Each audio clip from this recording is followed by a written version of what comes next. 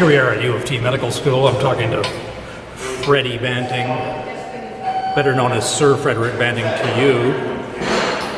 Fred was an amazing guy. He was this humble farm boy from Alliston, Ontario. Came to U of T Medical School, fought in the Great War, was gravely wounded, came back to London, Ontario, where he practiced as a GP, lowly GP, where he was depressed because he was really an artist at heart. He loved to paint with a group of 7. One night he was boning up to teach medical students at Western, and he knew nothing of diabetes, but he had to give a lecture on diabetes. So that night he was boning up whenever he could. There were scientists all over the world who couldn't crack the mystery of diabetes. And here's this rube from Alliston scrambling to understand it. And that night, miraculously, Halloween 1920, he has a dream. In the dream, he gets up and he scribbles down something like, ligate the duct of an experimental dog and extract this magical hormone X, and even misspell diabetes. And he gets up in the morning and he thinks, I should pitch this to U of T Medical School, here. And he comes in and he stammers away, and they think he's an idiot, and they send him away, and he eventually comes back and a little more prepared, and they think, Professor McLeod, who runs the physiology lab, says, okay, what the hell, I'll give you a lab and some dogs, and you can fart around for the summer, and I'll give you a medical student named Charles Best, who's 21, and Banting's only 29, they're just kids.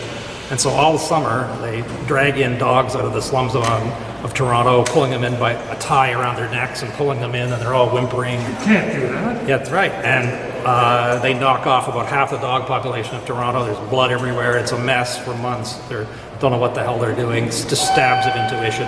And then a few months in, eureka! The breakthrough moment. Suddenly, spotlight on Toronto, U of T, the Connaught Laboratories. 2 stories below the Banting and Best lab is the Connaught Laboratories, where our grandfather Jerry FitzGerald is busy making diphtheria antitoxin. So Jerry, our grandfather, is thrust into the role of peacemaker between the feuding factions because Banting and Best need help. And Collop and McLeod come onto the scene. And Collop is a biochemist, and he tries to refine insulin. And at a certain point, he turns to them and he says, sorry guys, I'm going to take out a patent on this. Screw you. And Banting goes berserk and throws a wild haymaker at Collop. And Best pulls Banting off Collop. And Best famously quotes sometime later, I know that we've saved millions of lives with insulin, but I know that I saved one life that day, and I saved the life of Bert Collop. And so our grandfather was thrown in the role of peacemaker and getting a public patent, and all the profits should go back to U of T. It was very visionary, not the American model of making millions of dollars. It was very philanthropic and noblesse oblige idea. And meanwhile, poor Fred has now got this reputation to live up to, Nobel Prize.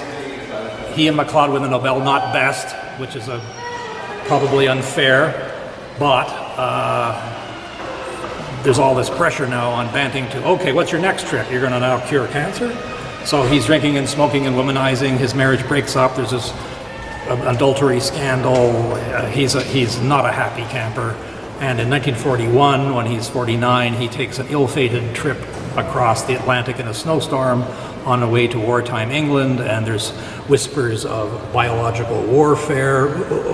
Some say it was a top-secret mission. That's what they think, and he died in that crash. Whether it was Sabatuji or not, they don't know. And he died only months after our grandfather Jerry, who tragically and ironically killed himself after receiving a murderous bout of, wait for it, insulin shock treatments.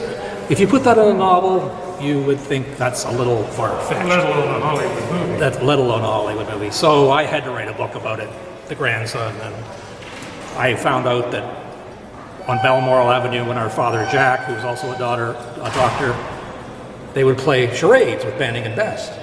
And Best became our father's godfather, and who knew? Yes. No one knew in our family, and no one knew any of this stuff. And all this is in your 2010 book, What Disturbs Our Blood, still available on Amazon, correct? Yes, and still not made into a movie. And so it's all very Canadian. This seems to be the theme, Michael, isn't it, with our famous Canadians, where we hide them in the corner. But they're not even famous. Yeah, well, They have reputations. Well, Banting, I guess, is famous, but no one could pick him out of a lineup. that's right. Internationally, I'm not even sure I could. people will go, who's Banting? Who's best? Yeah. And we've lost insulin. Like, it's not a Canadian product, you know, it's not identified with Canada. Like Volvo, you think of Sweden. Maple syrup, you think of Canada. That's why you don't think of insulin. Now it's other countries manufacture insulin on mass scales, not us. So we give away our natural resources. And Oh, well. let's go talk to Chuck. So, Chuck, Charles Best, the yin to Banting's yang, the McCartney to Banting's Lennon. Our father Jack, who was a doctor here at U of T, was the godson of Charles Best. And Best was in fact a better scientist than Banting. Banting was more of a sloppy, intuitive artist figure. Best was much more rigorous and scientific. And he went on to invent heparin, which revolutionized heart surgery. Very intense and driven. He was very gregarious and popular and athletic, the opposite to Banting, who was much more shambolic character.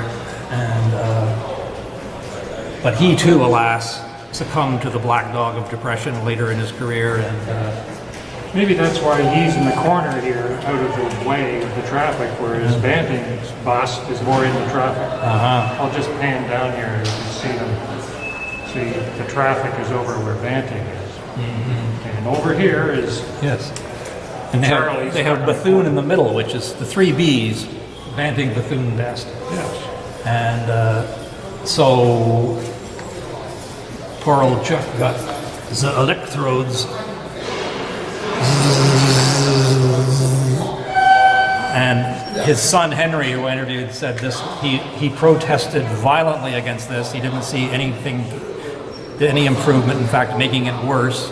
And he said the doctor looked at him as if to say, "And who are you? What the hell do you know?" And so he died at 78. And but he was being groomed by our grandfather to take over the Connaught Laboratories. Jerry saw his brilliance, but Best had his own ambitions. There's the Banting and Best Institute across from the FitzGerald building on the other side of the university, and he was a physiologist, and he wanted his own empire. So that's the name of that tune. Mike, I'm looking at these pieces, and I'm thinking, do you think the Best bust is a better bust than the Banting bust? I don't know. I don't have any more B's to throw at you other than the Banting is a bit better, because this one is the Best one's a bit buttery in its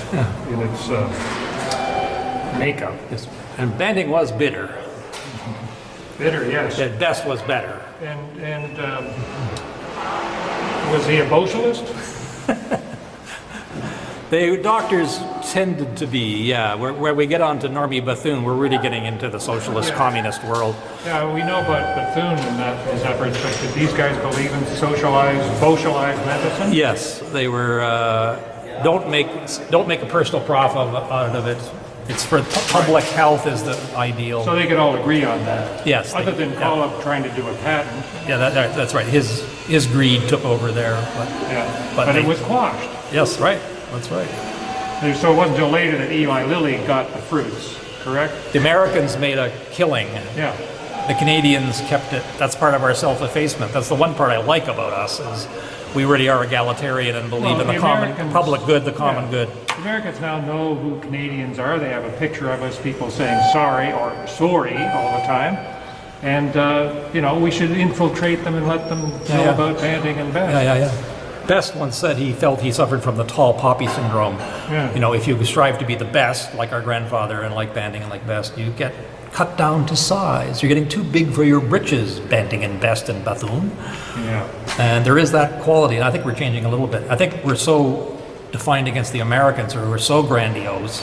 They would have, 25-foot statues to these guys down in the States. And here we have them in humble little niches. There'd be Banting Stadium here for the football That's team. right. We're very suspicious of chest thumping, and there's got to be a middle ground there somewhere, Mike. But the chest thumping is migrated, right? I mean, look at Drake and those guys. I mean, Drake's a real Canuck, Yeah, but he's really American. right. Not that I expect him to, sell maple syrup and things like that. But Hockey pucks. it's changed. We've become integrated, right? Yeah. So Hockey pucks, butter tarts, toques. spelling, we haven't integrated spelling yet, have we? Though I noticed a friend of ours, her 3-year-old, doing the alphabet. It's X, Y, Z. I almost took a, No more Z? no.